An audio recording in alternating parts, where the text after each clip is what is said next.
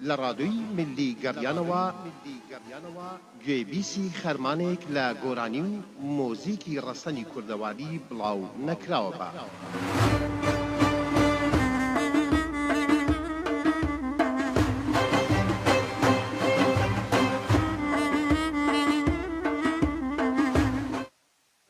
خۆشەویستانم، ئازیزانم، بیستەرانی ڕادیۆی گەڕیان، بینەرانی پێیجی ڕادیۆی گەڕیان، خۆشحاڵم خۆم بە خۆشحاڵەزانم کە لە بەرنامەیەکی نوێی بەزمەکانی گەڕیان هاتمەوە خزمەتتان.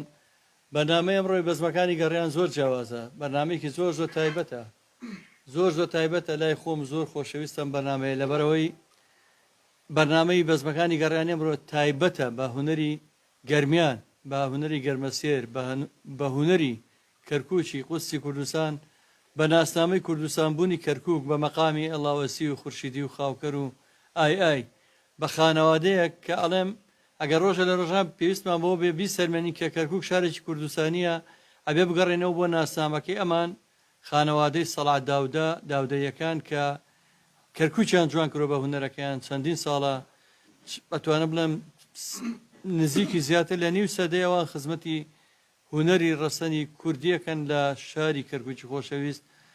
زۆر بە گەرمی بەخێراتنی ئەم داودەیە خۆشەویستانە، ئەم هونەرمەندە لاوانە نەوەکانی سەڵات داودە و ئەحمەد داوداکەم بەخێراتنی گەرمی کاکە دڵشادی سەڵات داوداکەم بەخێر بێ کاکە دڵشادجیان، بەخێراتنی کاکە عەباسی سەڵات داوداکەم هونەرمەندی دەنگخۆش و ئەتوانە بڵم شوێنکەوتووی ڕێچکەی ئەڵاوەسی و خورشیدی و خاوکەر.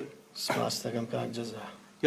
بەخێرەتی کاک ئەحمەد داودەی خۆشەویستەکەم، کاک ئەحمەدی ئەتوانم بڵم دنیایەکی سەیرە، شت دووبارە بێتەوە. کاتی خۆی سەڵات داودەی ڕەحمەتی ئەحمەد داودە کە باپیری کاک ئەحمەد بەیەکەوە ئەو بەرهەمانی کە بۆ ئەم نەوانەی ئێستا ماوەتەوە، ئێستاش ئەحمەد داودە و عەباسی سەڵات داودە و دڵشاد دووبارەیە کەوا بێ هونەرە و پەیامەیە کە لە نەوەکانەوە گوازرێتەوە بۆ نەوەکانی داهاتوو لە ئەو باپیرانەوە.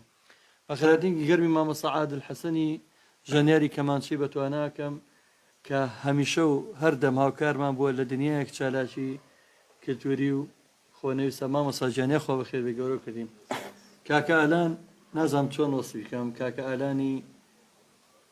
ئالانی زەڕەب، ئالان ڕەفیق، هەتا نەڵێ ئالانی زەڕەب بۆی مشکلەیە، چۆن ناوی ئەمەش تازە ناسناوەکەمان ئەو بۆ بە ناوی باپیر و باوکمان. کاکە ئالان جانێ خۆ بەخێر بێ. ئەو کاگالانی کە بە شایەتی خۆم گەشتێکمانە لەگەڵ کامگارەکانە ساڵی 2000 ئەوان اعترافیان بە ڕیتمەکەی کاکەلانە کرد کە شێوازێکی کوردەواریە دەست و پەنجەی ماشەڵاوانە ئەوەنە ئەتوانم بڵێم ئاڵتونیە لە بواری ئیقای کوردیا وێنەی نیە. کاگەلانجان هەموو خۆشەویستانم بەیەکەوە ئێمە لە پێناوی ئارامبوونەوەی ئێوە بەرنامەکانمان دایمە بەردەوامە.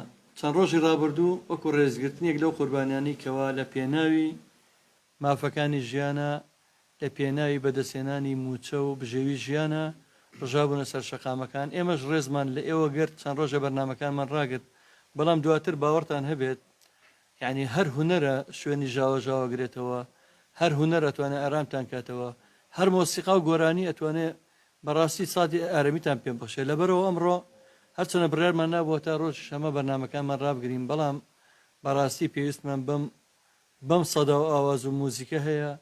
ئیشەڵا ئەمڕۆ هەمومان بێکەوە گوێبیستی بەرنامەیەکی ڕاستەوخۆ بین کە لە ڕادیۆی گەڕیان پێشکەشەکرێت و ئەوەی بەڕێز و خۆشەویستیش هەست سەرنج و تێبینێکتان نەبووە توانن ڕاستەوخۆ پەیوەندی بکەن بە هەردوو ژمارە مۆبایلی 0771 471 52 64 و یاخو ژمارەی کۆڕەک 0750 727 85 35.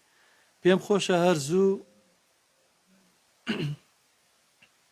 بەڵام هەر پێش هەموو بەرنامەکە کاکە ڕێبین مادەم لە ئەڵمانیاوە لەگەڵمانەیە ئەو پەیوەندی وەرەگرین و ڕێز و سڵاومانێ بۆ کاکە ڕێبین. سڵاو و ڕێزمانێ کاک ڕێبینجان. ئەلۆ سڵاو لە ئێوە، سڵاو لە بەرنامە جوانەکەتان. زۆرم پێخۆش بوو کە توانین بەشداری بەرنامەکەتان بکەم. ئێمە زیاتر کاکە ڕێبینجان سڵاو و ڕێزمانێ بۆ تۆ براکەم. بەخێراتنی ئەو هونەرمەندە خۆشەویستانەیەکەم، بەڕاستی من گوێگرێکی دەنگی ئەو هونەرمەندە خۆشەویستانە باڵگوزیانم. سپاس دەکەم کاکە ڕێبینجان. زۆرم پێخۆش بوو کە بینی من هیوادارم ڕێزکەی باوکیان بگرن و هیوادارم سەرە بە هونەرەکەی باوکیان بن. زۆر سەوتێکی خۆشی هەیە، بە تایبەتی هەر پەیوەست نییە دەنگی ئەو باوکیان بە گەرمیانەوە لە هەموو کوردستانە گوێگرێکی باشی هەیە و من خۆم وەکو خۆم گوێگرێکی زۆر زۆر باشی باوکیانم زۆر زۆر پێ خۆشە گۆرانیەکانی هیواداری نەمڕۆ کاتێکی خۆش لەگەڵ گۆرانەکانانە بەسەربەری کاکە ڕەبینجان من هەموو جارێ لە ئەڵمانیام هەموو جارێکە کاتم هەبێت گوێی لێگرم و زۆر زۆرم پێ خۆشە